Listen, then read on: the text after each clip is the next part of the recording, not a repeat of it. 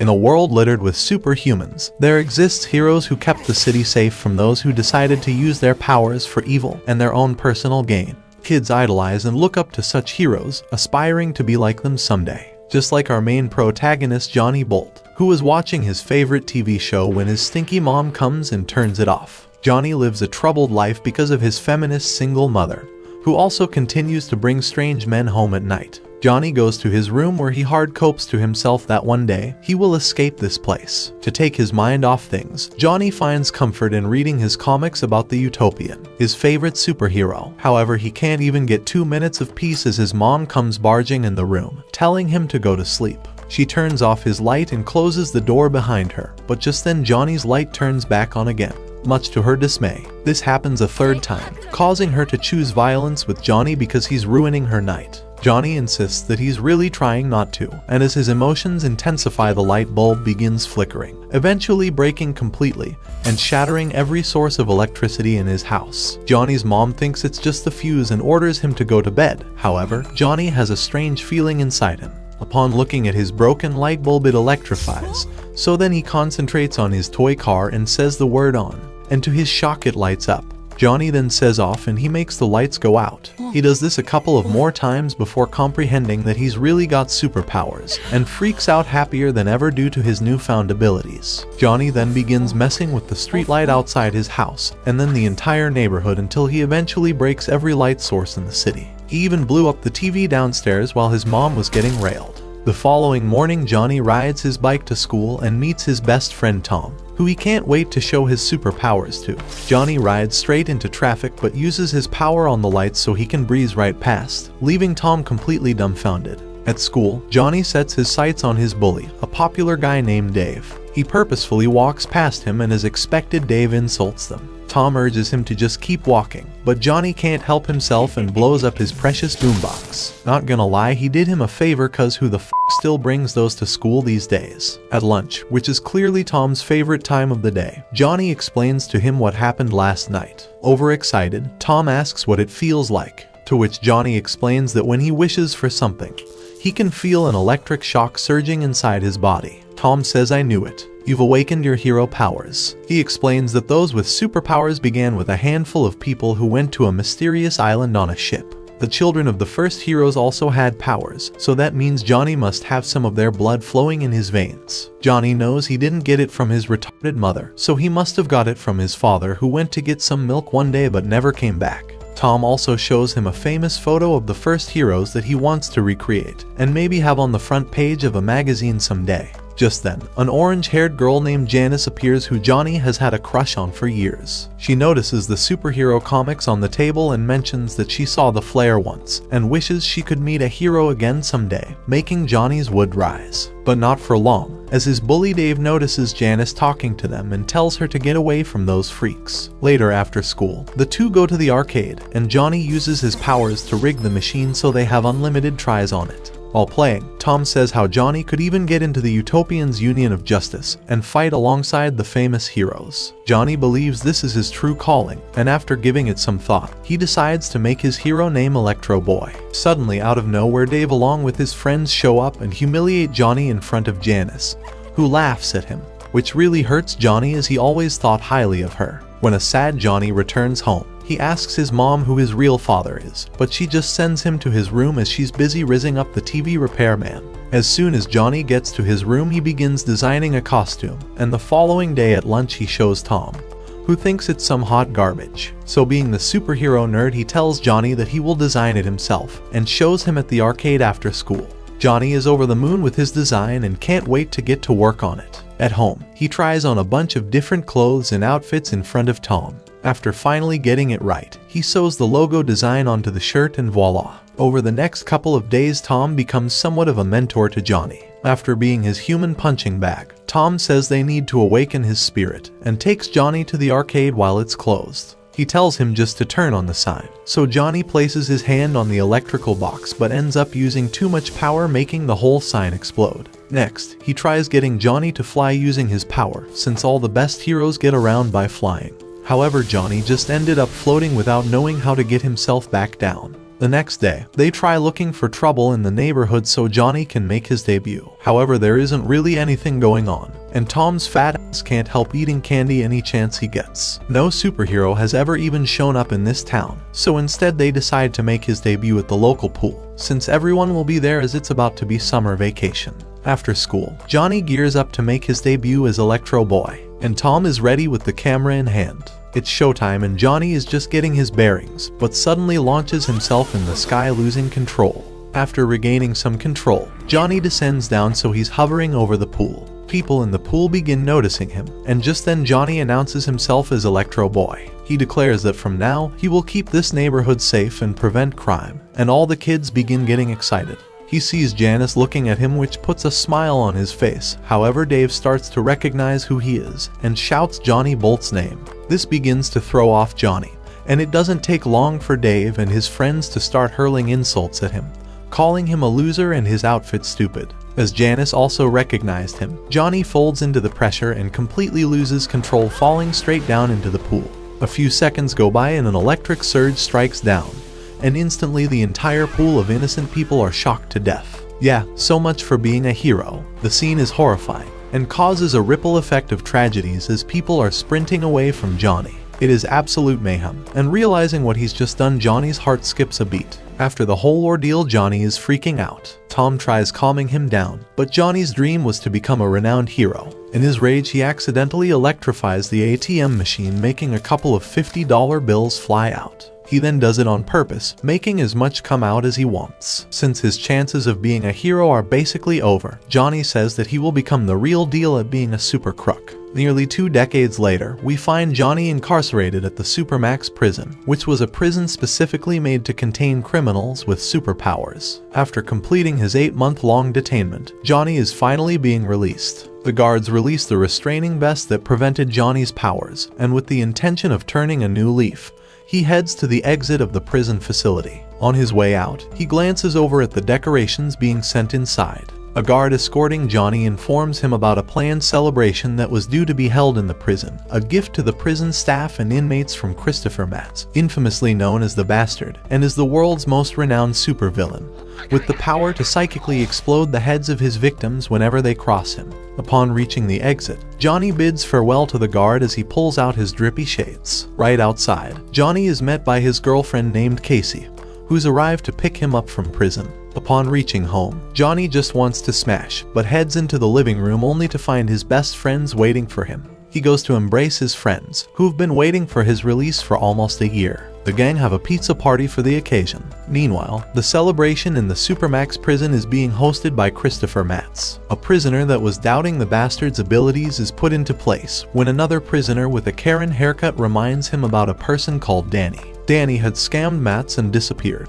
In retaliation, Matz proceeded to kill everyone close to Danny, to the point that Danny went totally insane. Matz, aka the Bastard, is very much a legendary villain that is brutal and unforgiving, and a guard overhearing the prisoner corroborates Danny's tragic story. As Matt's powers allows him to explode the heads of his victims from a distance, many deaths he caused were never able to be connected to him. Matz is also the boss of the largest supervillain syndicate called the Network. Back at Johnny's place, the party is still going in full swing. His friends let him in on a heist that they had been planning since he's been away. The plan is something they've never done before. The 4 of them would hit 10 jewelry stores in 10 minutes. This is possible because all the stores are close to one another and there's rarely any crime downtown, so superheroes are less likely to interfere with their plans. Johnny is hands down sold in the well-crafted strategy. On the other hand, Kasey, who overhears the entire thing, is not pleased to say the least. Kasey herself works at a cafe, and she just wants Johnny to leave the villain life behind for a normal job and become a brokey. However, Johnny refuses to work under someone. Kasey gets fed up with his friends as they're supportive of Johnny's bad decisions, and so she uses her mind control powers to send all of them out of the house. With the 2 of them now alone, Johnny and Kasey began to undress. Meanwhile, Mr. Matz, who is met by Salamander, informs him that the party at the Supermax prison went smoothly. Back to Johnny, he tells Kasey that he's probably going to do the heist tomorrow.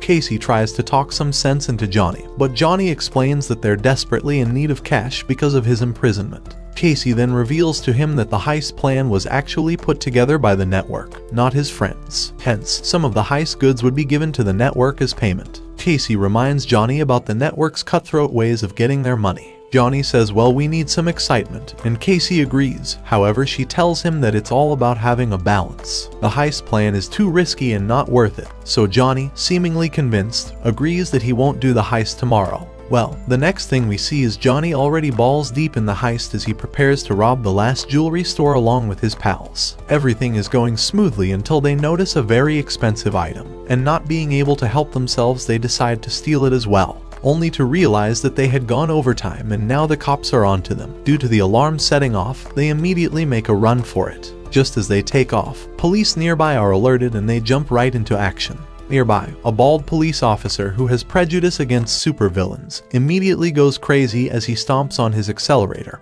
and joins the cat and mouse chase. After catching up with Johnny, the bald police officer tries to trap the gang of crooks by bringing his car in front of them and slowing his car, forcing them to halt their escape. However, just as the officer was closing in, Johnny uses his shock powers to fry the police squad cars, making their plan to box them in fail miserably. As Johnny and his men continued their escape, they once again faced a bunch of cop cars which had blocked the road ahead. After getting their escapeway blocked by the cops completely, Johnny uses the help of his teammate, Transmit, who uses his powers to teleport all of them through the cop cars which had blocked the road. Meanwhile, Kasey, who was watching the news, immediately recognizes Johnny and becomes infuriated with him for breaking his promise to not to be a crook again. Back to Johnny. Johnny once again uses the help of his teammate, Frostbite, to form a huge ice trail which causes the police cars chasing behind them lose their grip and are not able to continue their chase. After getting away from the cops, Johnny asks his friends if the heist was planned by the network, but they do not give him an answer. Moreover, he also complains that he does not want to go back to Supermax, the jail for villains with superpowers, one day after he had gotten out of it. After a while, the villains notice that the cop helicopters are bringing a superhero, known as the Man Mountain. They try to keep moving forward, but Man Mountain causes them to slow down. Pinched, Johnny shocks him, which only hurts him for a second, but the other villains also attack him in order to defeat him. After one of Johnny's friends, Kismet, uses his powers to give Man Mountain bad luck, Man Mountain is hit by planes and burned by deadly chemicals, which manages to immobilize him. After defeating Man Mountain, Johnny and his men keep moving, but they once again get interrupted by the sudden arrival of another superhero called Rubberball, who even takes the time to take photos with fans. Upon seeing Rubberball's confidence, Johnny tries attacking him but can't land a hit because of his insane speed. Rubberball's determination to stop them is scary, destroying any and everything in his path. After a while, Rubberball is able to knock Transmit's bike down, and after losing it he immediately teleports to Johnny. As the group moves forward, Rubberball continues to carelessly knock down buildings in order to stop them. After an intense chase, Johnny finally uses the help of Frostbite, who uses his powers to create a bunch of icy pillars. Eventually, Frostbite is able to immobilize Rubberball with his freezing abilities. With Rubberball immobilized, Johnny uses his shock powers to knock him out whilst Kismet crushes his legs before continuing their escapeway. After getting close to the helicopter they had to escape the city, they suddenly get teleported back into the city by a superhero named the Praetorian, a prominent member of the Union of Justice, who are basically like the Avengers on cocaine. Praetorian immediately garners the attention of the bystanders as he was one of the most renowned superheroes. He possesses 200 different abilities, some of which he's not even aware of himself. While standing before Johnny, Praetorian uses his cloning powers to make duplicates of himself. As he orders Johnny and his friends to surrender, all four of them decide to run away. But with all the duplicates of himself, Praetorian could use a countless number of abilities all at once. As expected, one by one Johnny's friends is mercilessly defeated by Praetorian. Johnny, who is the last one remaining, calls Praetorian out for his unfair use of 4 clones against him. So to make the fight fair, Praetorian releases all of his clones, making it a 1v1 against him and Johnny. However, out of a change of heart, Praetorian overlooks Johnny's crimes as he pities him after learning that Johnny was caught after only being free from prison for a day. After giving Johnny and his friends a warning, Praetorian flies away from the scene. A few moments later, Kasey arrives and tells Johnny to hurry inside the car. At that moment, Johnny realizes that Praetorian's change of heart was actually Kasey using her mind control powers on him. All of Johnny's friends are impressed by Kasey's amazing show of powers. However, Kasey informs them that she only controlled Praetorian out of sheer luck. as Praetorian gains new powers every other day. There is no telling what powers he has or will have gained in his favor. Kasey scolds all of them for being so reckless with Heist. However, her nagging fell on deaf ears as Johnny and his friends were too focused on their spoils. Meanwhile, returning to the Union of Justice headquarters, Praetorian is confused and unaware of why he had let Johnny and his friends leave scot-free. The scene cuts to Kasey, who tends to Johnny's injuries. Frustrated, she tells Johnny that she cannot continue living the way she is right now. She warns Johnny that she would eventually leave him if he continues to take on risky adventures. Moreover, she is mad that Johnny had previously lied to her face. She advises Johnny to pull off a really big haul once and for all and then retire by living off of the money gained. For that very reason, Kasey herself works as a cafe server while studying for her MBA as she knows that the payoff is worth it in the end. Johnny asks her if they could even find such a highly rewarding job. Seeing Johnny's willingness to participate in her wishes, Kasey begins by informing him about the Heat, who was a notorious criminal in the past. The Heat robbed many banks and stores, yet he never killed anyone in his entire run as a criminal. The Heat was a living legend that was still talked about throughout the decades. That very guy was also Kasey's former teacher. Kasey tells Johnny that the Heat was gathering a team for a big job requested by an overseas client. According to the job, they had to recapture an item that was stolen from that client. For that single job, the team was to be paid $50 million. That much money alone was enough to satisfy needs for a long time. Johnny agrees to the job as Kasey was also supportive to the idea. The next day, Kasey and Johnny head to Chicago to meet the Heat. Kasey leads Johnny to the Heat's dry cleaning shop for the arranged meetup. The Heat, also known as Carmine, greets Kasey and is glad that she took up on his offer. Carmine reveals that he had opened a dry cleaner to look ordinary. He also takes Johnny by surprise by revealing that he knew of Johnny's electric superpower beforehand. As they stroll in the hallway, Johnny notices some old equipment framed on the wall.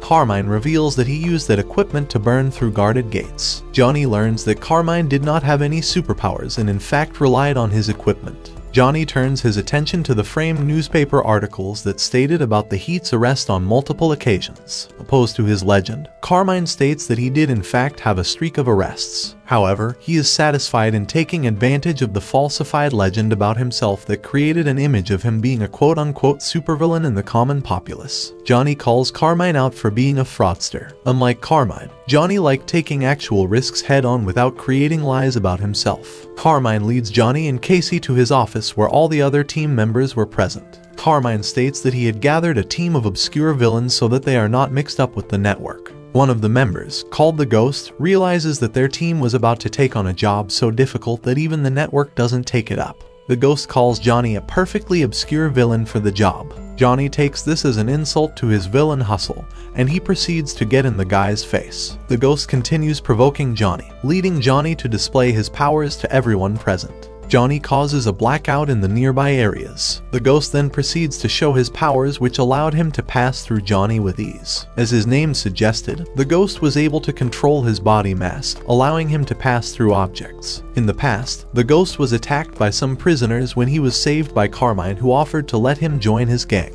In the present, Carmine continues the meeting by revealing the details of the mission. The mission was divided into two parts. The first part was for them to rescue another member of the team crucial for the second part of the mission. That member, named TK McCabe, had been caught by the superhero Gladiator when he was found committing larceny. He was due to be transported to the Supermax prison by plane. Hence, they needed to rescue TK before he reached the prison. Johnny recognizes TK as a former friend, and he does remember TK having strong powers. However, he believes that going to Florida to rescue TK would be very expensive. Carmine puts Johnny and the minds of other teammates at ease by revealing that the client would be covering all the expenses. Moreover, as Mats was preparing to hand over the control of the network to Salamander, the network was on hiatus. This meant that the network's rule of getting fees from supervillains would be temporarily void. While assuring the team about the payment that they would get, Carmine states that he would reveal the second half of the mission after the completion of the first. The next day, Carmine walks into a plane rental, walking straight to reception, but is told that he would need to wait for his Cessna. However, Johnny walks in saying that they needed to call 911 since somebody had been caught by the Cessna's propeller. The receptionist leaves and so do Carmine and Johnny, walking past the man who had been killed by the small plane.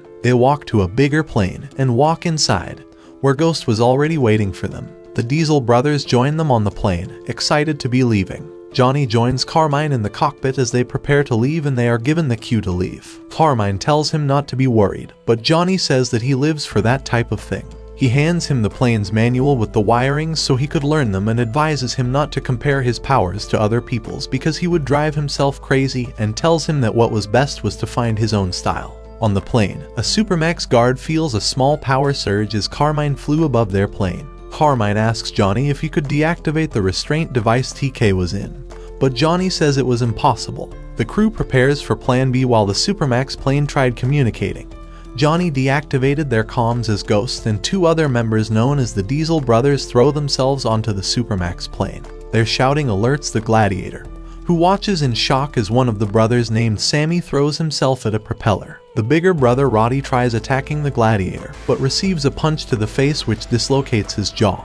But he tells Ghost that he had gotten rid of the Gladiator. Ghost flies down to the Supermax plane and prepares to attack the guards inside the plane. The pilots say that they need to get to Supermax as fast as possible and start flying up. Carmine asks Johnny if he could slow them down, which he says he can do. It takes a lot of his concentration, but Johnny says that that was nothing, also mentioning that he could not think of a better way to show his style off. Roddy fights the Gladiator, but is taken down while told that people like him were nothing without their powers because they had no discipline. Ghost was trying to open the lock while being laughed at by the guards. However, Carmine tells Johnny that Ghost was a famous safecracker. Ghost cannot open TK's lock, so Carmine tells them to change to Plan C, which they say does not exist. Johnny tells Carmine to fly them closer to the Supermax place and manages to turn it off. The plane starts falling fast, with Carmine and Johnny chasing after it. As the Supermax plane plummets to the ground, Johnny tells Ghost that there was nothing he could do as Carmine realized what he was trying.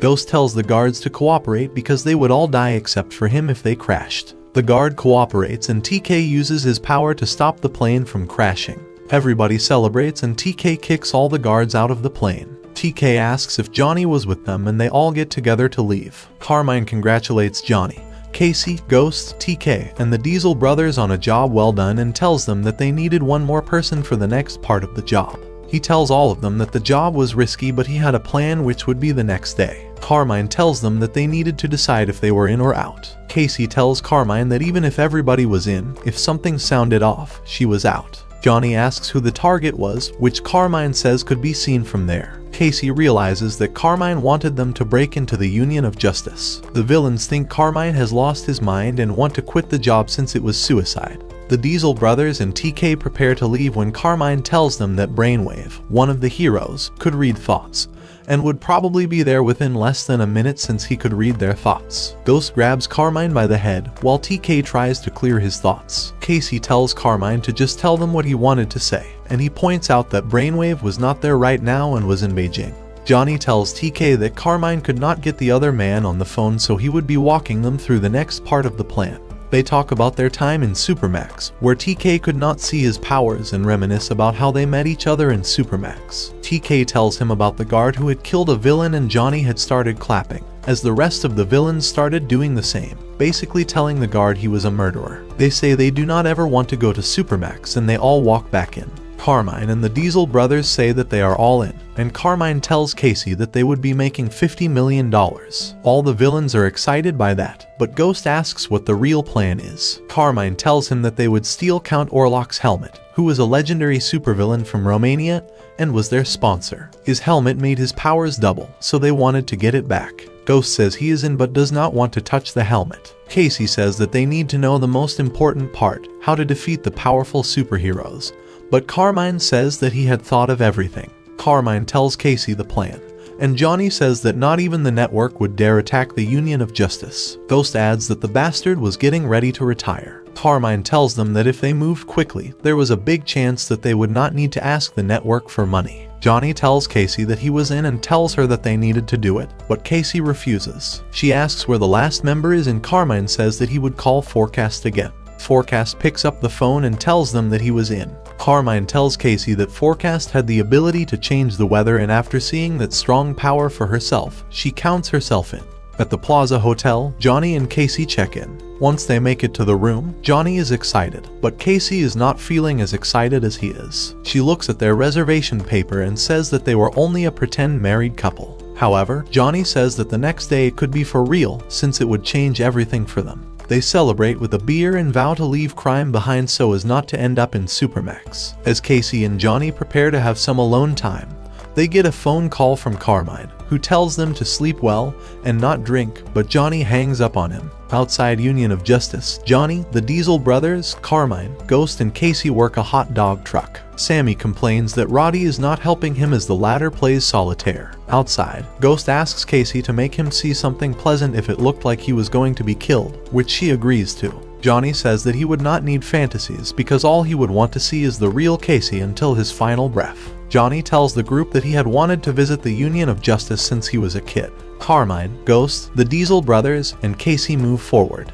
Carmine tells them that as soon as the superheroes left, they would take down the security system and cut themselves out of the surveillance footage, which would be Kasey's job. Johnny, the Diesel brothers, Carmine, Ghost, and Kasey start looking for the helmet, trying to focus on Count Orlok. Johnny and Kasey remember when they attacked a wine cellar, hoping they did not screw up like that time. They find the magic helmet and get excited. Praetorian gets on an elevator and reaches floor G, where he sees Count Orlok's helmet floating. He wonders if he is hallucinating and tells Ghost, who was carrying the helmet, that there was no use in hiding. He hits Ghost with a fire attack, which breaks the helmet. The villains are in shock, while Praetorian tells them that they are idiots because they would never display the real thing there and only replicas. He reveals that all the real objects were in a vault underground. They were being kept invisible by Kasey's power. Carmine exclaims that it is underground and yells at Ghost to phase all the way there. Ghost goes underground while Praetorian starts throwing columns from the building at them. Praetorian recognizes that there was something in his head like in San Francisco. Hitting Kasey, he is able to reveal all the villains. He looks at Johnny and tells him that he feels like they had met before. At the Union of Justice, people run out as the Praetorian approaches Johnny, who says that he had never met the Praetorian before, and complains that it had been him who had found them. Praetorian realizes what their plan had been all along and wants to take care of things. Praetorian shoots water at Kasey, but Johnny protects her. Carmine tells them they should run while they can, so he picks Kasey up and they run. Praetorian throws a large rock at the villains as Johnny tells Carmine to leave. The Diesel brothers complain that Praetorian has too many powers and did not even know which one would be next. Praetorian reveals his next power was laser eyes and starts shooting around, killing many civilians in the process. Roddy and Sammy try to attack him, but even as Sammy sticks his finger into Praetorian's eye, it gets shattered. Praetorian crushes Sammy's arm and throws him towards Johnny, who had just shot at him. Praetorian shoots at Johnny as Carmine and Kasey hide. Johnny gets out from being buried under rubble as Ghost coughs confused. He sees that the Praetorian was chasing after Johnny, and miraculously is able to find Count Orlok's helmet. Praetorian tells Johnny that he is pathetic, while Johnny asks if he does not think he's doing a bit much. He asks Praetorian how he could do that to his own HQ, but the latter does not care, telling him he never goes easy. Praetorian tells Johnny to prepare to die as he lights up 2 fireballs in his hands. However, Johnny turns on the fire sprinklers and manages to turn him off for a bit. Johnny and Ghost reunite, also seeing Carmine above them. He tells Ghost to put on the helmet and say the magic words, but Ghost refuses because of the helmet's reputation of being cursed. After a bit of convincing, Ghost agrees to do it, but nobody knows the spell. However, inside the helmet supercalifragilisticexpialidocious was written, which made Ghost realize that must be the spell. As they argue over who has to put it on, Praetorian wakes up and gets ready to face them. Ghost says the spell, puts the helmet on, and it turns on. He wishes to be taken somewhere far away and safe, and they vanish from the Praetorian's sight. TK and Forecast are also taken to safety. Ghost, Carmine, Johnny, TK, the Diesel brothers, Forecast, and Kasey all make it away, as Ghost tries to remove the helmet. Johnny asks Kasey if she is okay, but she asks where they are. Carmine tells her that they are in Black Rock, Romania. Kasey tells Johnny that that was too close, but they are all happy they have been successful in the end. A butler approaches the crew and tells them to make themselves at home. Carmine says that they should probably start celebrating with a toast in which they say that Count Orlok would be returning as the greatest supervillain ever, unstoppable even by the network. The butler agrees and tells them that they were all invited to be part of the new syndicate, which Kasey remembers hearing of. Carmine tells them that the syndicate had predated the network and Kasey goes to take a shower. Carmine tells the group about the syndicate, which was formed by the Heat, Count Orlok, and the Bastard. In the meantime, the Union of Justice was starting, so they decided to go to Europe. Carmine says that they were a great group, but Orlok and the Bastard had never gotten along. However, as all supervillains, all of them ended up betraying each other and the Bastard formed the network. Later, the castle became a club and a movie studio. It had been 30 years since the Syndicate had been founded. Kasey gets out of the tub, but is being watched by someone who likes her body. Kasey walks into the room, where she sees that everybody was already wasted. The doorbell rings and the Diesel brothers get very excited about the pizza getting there. However, as Roddy opens the door, he gets punched in the face by Praetorian, who stops all of them from moving. He laughs and tells his boss everything was clear. The Bastard, his boss, walks in and wants to know if he had interrupted a celebration. He tells Carmine he could not believe his hideout, and Praetorian says that they probably could not believe that a superhero like him was with a villain like him, and reveals that he was a double agent.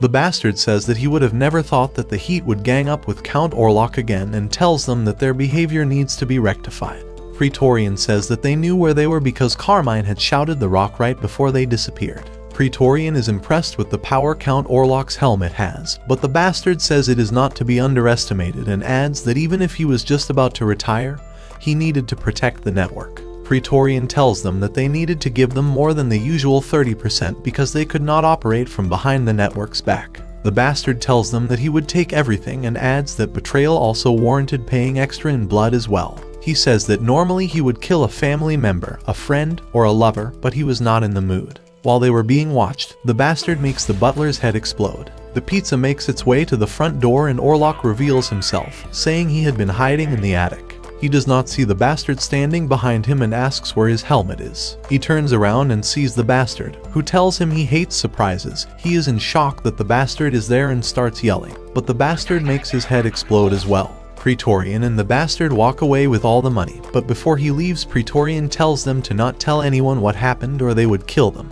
Johnny turns the TV on, in which news about the attack on the Union of Justice was showing, saying that Praetorian had been able to recover Count Orlok's helmet. Johnny sadly watches as he drinks. The Diesel brothers, TK, and Carmine are also feeling down, while Ghost says they could not even do anything with the helmet now that Orlok was dead, and TK says that Mats and Praetorian were too much for them to handle. TK complains that the team was bad, but Johnny reminds him that they saved him. Ghost tries to leave and thanks Carmine for getting his hopes up, but Sammy throws an axe at him. When he throws it back, the Diesel brothers attack him together. Forecast makes it rain on top of the fight, making them separate. After a while, the bartender tells him that Carmine was an old fool as he slept on the bar. But Johnny says that the heist was supposed to go better than planned and be the biggest thing the Heat had ever done. The bartender does not care and asks him to pay for Carmine's drinks, so Johnny goes to an ATM and withdraws some cash. Later, Johnny and Kasey ride in their car, but the latter is quiet and does not feel like talking. When they park, Kasey cries and starts hitting the car. Johnny simply hugs her once they walk outside. Johnny gets down on one knee, saying that even if they could never be villains, he wanted to be with her and wanted to build a life in the future with her, making a ring out of electricity. Kasey says okay while smiling and both of them kiss. The day before his wedding, Johnny shaves and opens the door, seeing nobody there. However, he is kidnapped and wakes up inside a car. Frostbite tells him that it was his last night as a single man, so he, Transmit, and Kismet wanted to give him a bachelor's party. They are kicked from a strip club for being villains and are all very drunk. They do not have any money, so Johnny hacks an ATM, which shocks all his friends. He explains that that was how he got around as a kid. Frostbite asks Johnny if he would not like to do one last big job for Kasey's sake, but Johnny says that he would be clean now. However, Kismet says that his mother had once told him that money is always why marriage for love ends in divorce, and tell him that there were many ATMs around.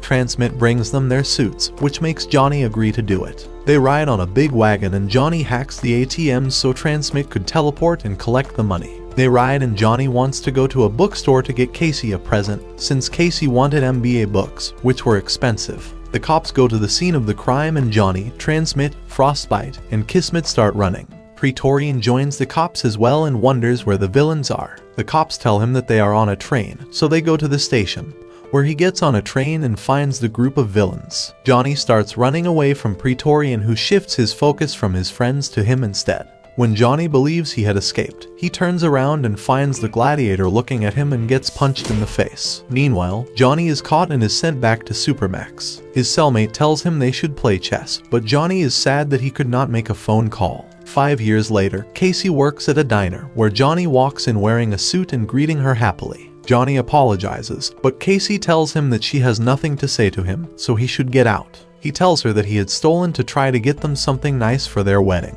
but she does not want to hear it, feeling betrayed. Johnny wonders what she was doing at a diner and asks what had happened to her MBA since she had a great power and was very smart. She tells him that she got expelled from her MBA since she had punched her professor who tried to cop a feel. She tells him that she always had low grades, and even as a villain always had to work as a team, telling him to get out. Carmine walks in the coffee shop scared and falls down. He asks them for help. Johnny reads a journal in which he fantasized about being Electro Boy and being inducted into the Union of Justice. Meanwhile, Carmine slept scared and Kasey was not feeling well, telling Johnny that she could not believe that Carmine had tried scamming the Salamanders casino. Johnny worries that they could not get $100 million and knows that Carmine would be killed if they could not pay. Kasey says that their only option is to get him out of the country, but Johnny says that he got info at Supermax.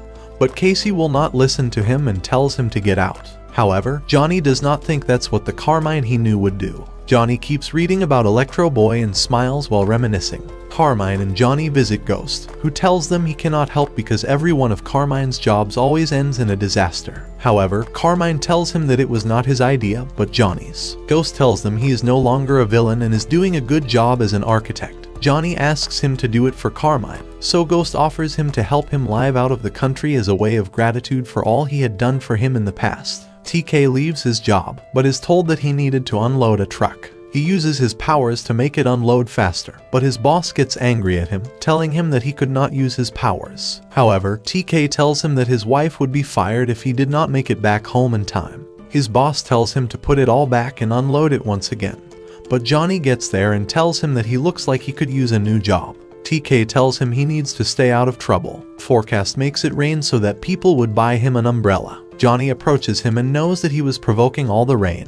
The Diesel brothers are in a cage fight, which Carmine and Johnny think is gross. In the fight, Roddy and Sammy end up winning and Johnny believes that he would definitely need their help in order for his plan to work out. TK, Carmine, the Diesel brothers, Ghost, and Forecast all join Johnny, who tells them that the legend of Electro Boy was about to begin. Kasey walks into the room and tells Johnny that his plan better work. Johnny drinks while Kasey tells him to just tell them who the target was. Johnny tells her that she would know soon enough, but they needed another team member. Carmine wakes when Kasey mentions that a target was there. Johnny greets Glenda, who tells him that he could not decide what to wear for their date. Johnny tells him that he thinks he looks better when he wears a suit that is tighter. Glenda asks what he means by that and Johnny tells him to have a seat, calling him Gladiator. Ghost mentions that Johnny is insane, but Johnny tells him that he knew who he was thanks to Supermax and also knew that he spent time cheating on his wife, which angers Gladiator, but Johnny threatens to send an intimate photo if he did anything to him.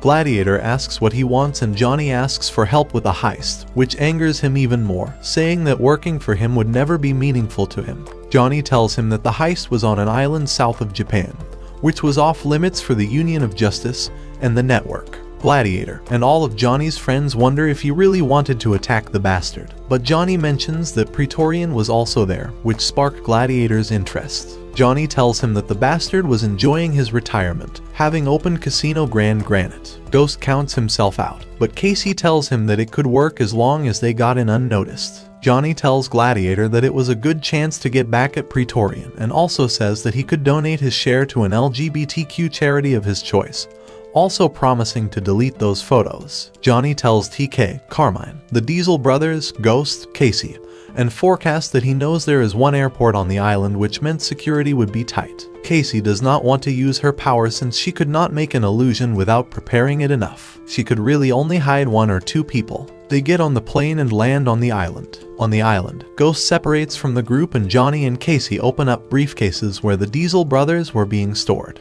The rest would be taking a ferry, but they would also jump from the ferry. On the island, Gladiator arrives by swimming butterfly at an incredible speed. Johnny, TK, Carmine, the Diesel brothers, Ghost, Kasey, Gladiator, and Forecast all take a break on the hot springs. Kasey puts on a disguise so that they do not see her naked and Johnny says that he is the only one who could see her like that. But she says that she was just not wasting effort on him. The Diesel brothers tell Gladiator that they were sorry for how things had gone the last time they had encountered him, but he tells them to not talk to him, as he was only there to destroy Praetorian.